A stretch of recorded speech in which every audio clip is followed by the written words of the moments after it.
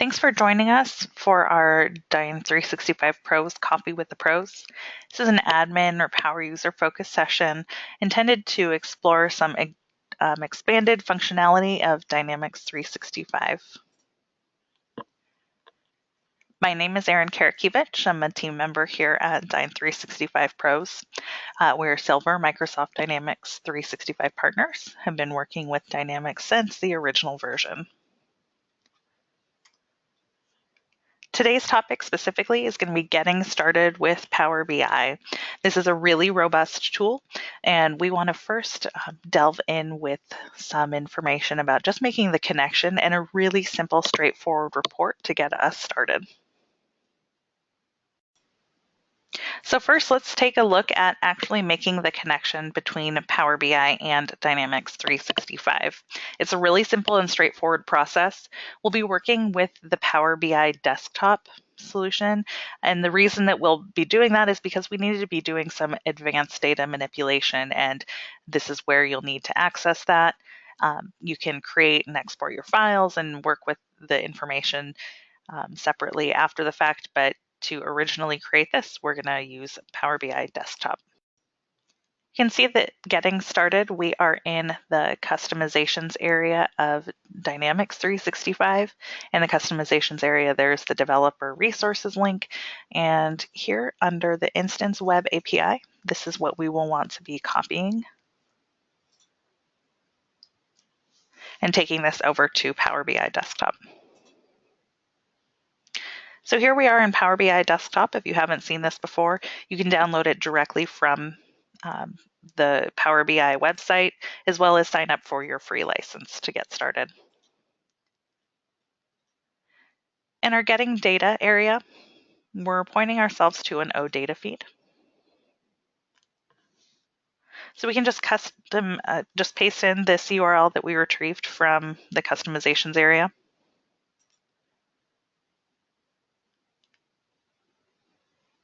In the initial process, a lot of these connections can take a couple of minutes.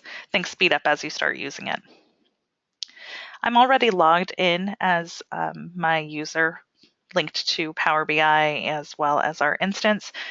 If you're not, it'll prompt you for your username and password. Again, this can take a few minutes to load.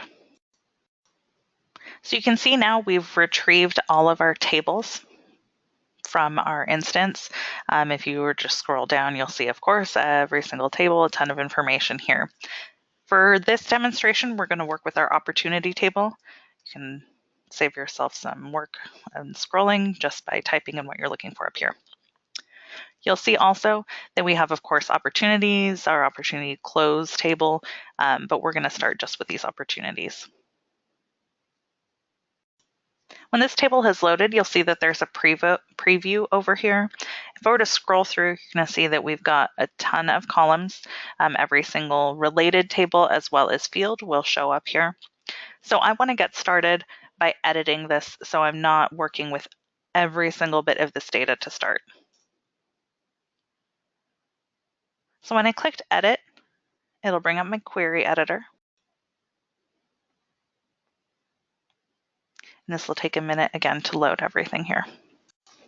The first thing I want to do with my data is narrow down the amount of columns that we're looking at. Again, just kind of a quick scroll through, you can see that I've got a ton more information that I'm going to want to work with than this table. So I'm going to start just by choosing the columns that I want to work with. You could go in and remove columns if you had, a more narrowed down list that you were just looking to get rid of a couple things. But in this case, I'm going to rather pick the columns that I do want to keep. I'm going to unselect everything and just narrow down what I'm looking for.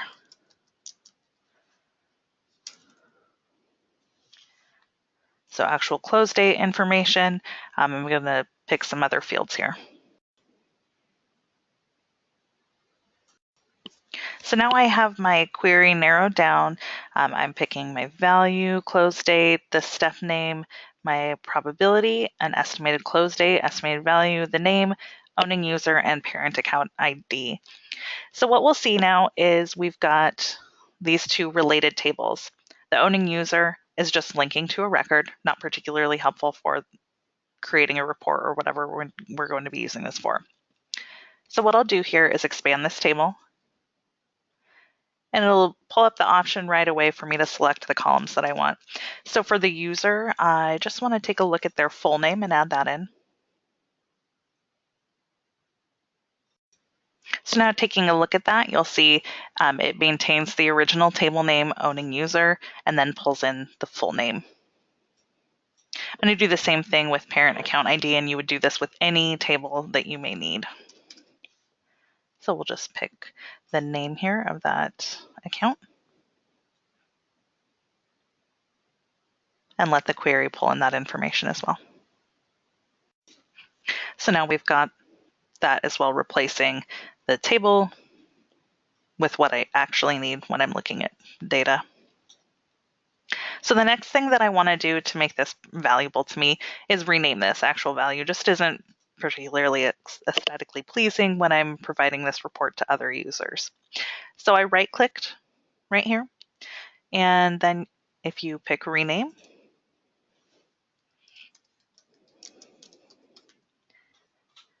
it'll quickly just let me rename all of these fields.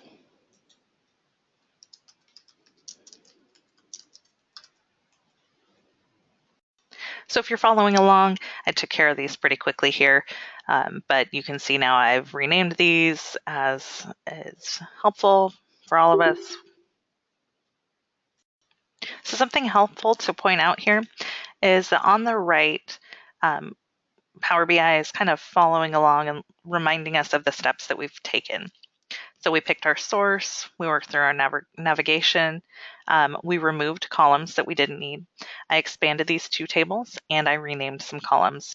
If at any point you wanted to make some changes, you can do that. The gear icon over here will allow that, or you could just take a look to see what you've done.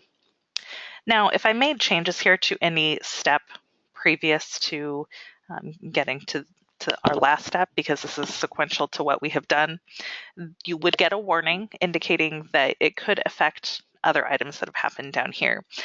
So if I, for example, removed the owning user column or table, then this would obviously affect the next steps. So you want to plan ahead and be sure to strategically work through your steps. Again, this is all tip of the iceberg for Power BI, but we just want to take a look at a getting started report. So now I can come over and I can close and apply these changes before even loading any of this. So close and apply. And these query changes will take a little while. First it'll go through evaluating and then it will make those changes.